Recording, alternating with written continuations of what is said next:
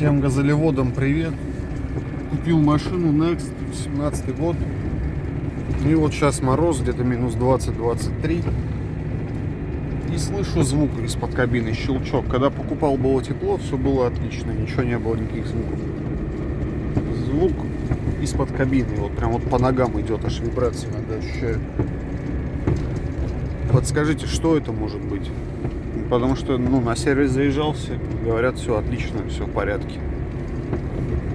Вот, на перепадах, на ямках, на кочках вот этот звук отчетливо слышен. Стук такой.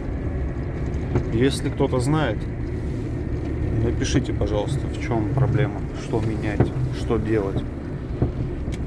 Всем спасибо.